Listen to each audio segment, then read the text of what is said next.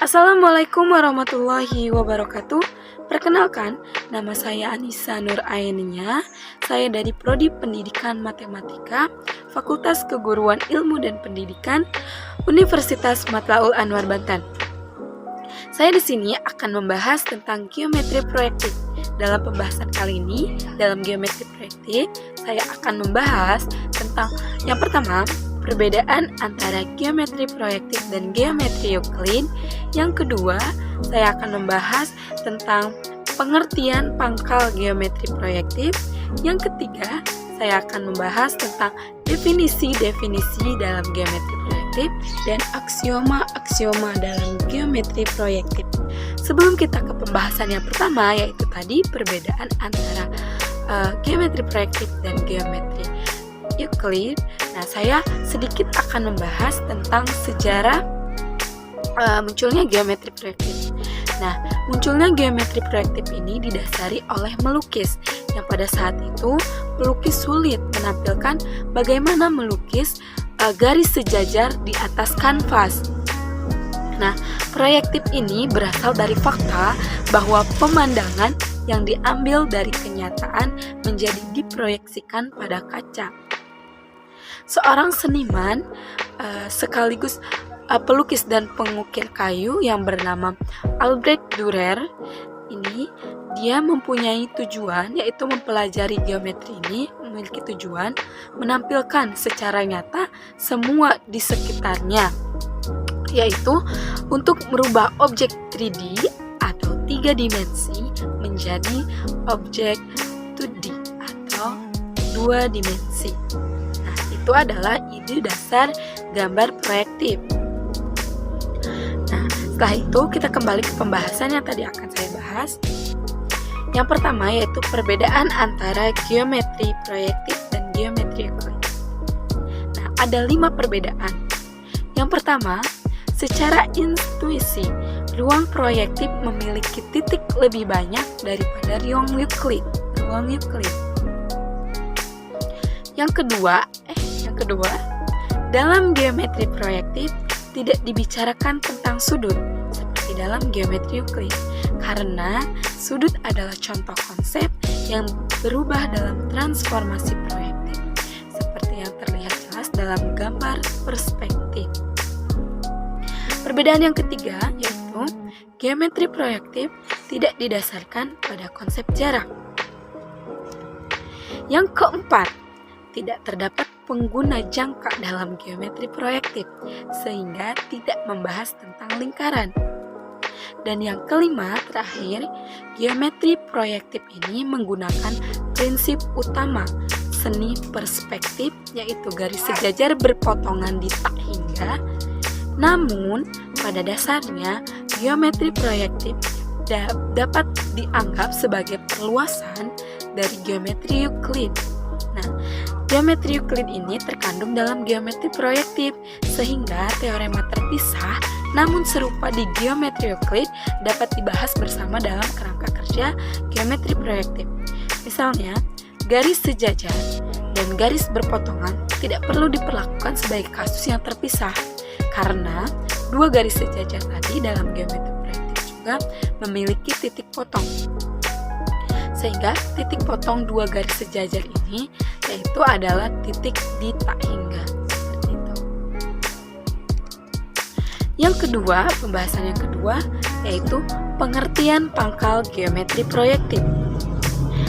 Pangkal geometri proyektif adalah titik, garis, dan relasi insiden. Nah, apa sih relasi insidensi itu? Relasi insidensi adalah relasi antara titik dan garis, seperti terletak di atau memotong. Nah, contohnya titik B garis C. Sebagai contohnya nih adalah titik P terletak pada garis L, atau contoh yang lainnya garis L1 memotong garis L2. Jadi menggunakan kalimat terletak di dan memotong. Artinya, relasi tersebut adalah relasi biner yang menggambarkan bagaimana objek-objek geometri bertemu. Jadi, suatu titik dan suatu garis dikatakan insidensi jika titik itu terletak pada garis tersebut dan garis tersebut melalui titik yang tadi. Pembahasan selanjutnya yaitu definisi-definisi geometri proyektif. Ada 8 definisi geometri proyektif.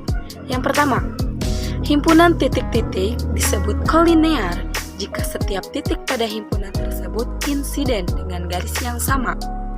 Yang kedua, garis-garis yang insiden dengan titik yang sama disebut konkuren. Yang ketiga, complete quadrangle. Complete quadrangle adalah himpunan dari 4 titik yang 3 diantaranya titik kolinear dan 6 garis insiden dengan masing-masing pasangan titik tersebut. 4 titik tersebut disebut vertices atau titik sudut dan 6 garis tersebut disebut sides atau sisi. Nah, definisi yang keempat yaitu dua sisi dari complete quadrangle berlawanan jika titik insidennya tidak berpotongan pada kedua garis. Yang kelima, definisi yang kelima, titik diagonal dari complete quadrangle adalah titik yang insiden dengan sisi yang berlawanan pada quadrangle. Yang keenam, segitiga adalah himpunan 3 titik non-kolinear dan 3 garis insiden dengan setiap pasangan titik tersebut. Titik-titik tersebut disebut vertices dan garis tersebut disebut sides atau sisi yang tadi telah dijelaskan. Definisi yang ketujuh. Nah, yang ketujuh yaitu pencil of points adalah himpunan dari titik-titik yang insiden dengan sebuah garis. Dan yang kedelapan, pencil of line atau himpunan garis yang insiden dengan sebuah titik. Baik, selanjutnya yaitu aksioma-aksioma dalam geometri proyektif. Aksioma yang pertama, terdapat sebuah titik dan sebuah garis yang tidak insiden. Nah, seperti gambar di samping ini.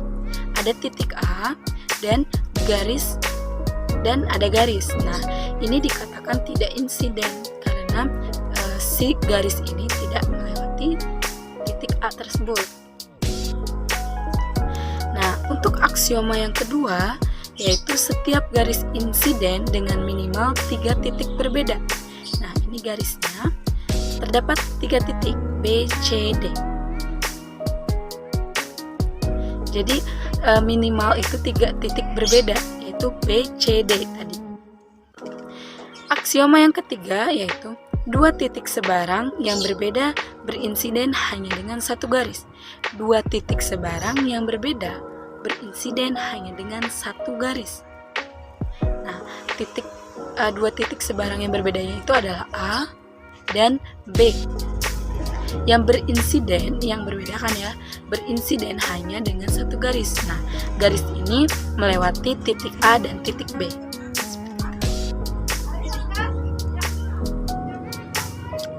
Aksioma yang keempat yaitu jika titik A, titik B, titik C, dan titik D adalah 4 titik berbeda, sedemikian hingga AB berpotongan dengan CD, maka AC memotong BD. Kita lihat gambarnya di samping. A, B, C, D. Ini adalah 4 titik berbeda, A, B, C, D. Nah, hingga AB berpotongan dengan CD, ya benar, ada garis CD. Dan maka AC juga memotong BD. Nah, gitu. Gambarnya gitu ya. Nah, untuk aksioma yang kelima, jika ABC adalah bidang, maka terdapat paling sedikit 1 titik yang berada pada bidang tersebut. Nah ini merupakan bidang A, B, C. Nah, yang paling sedikit satu titik yang tidak berada di bidang, kita contohkan D. Ini di luar bidang, si titik D ini.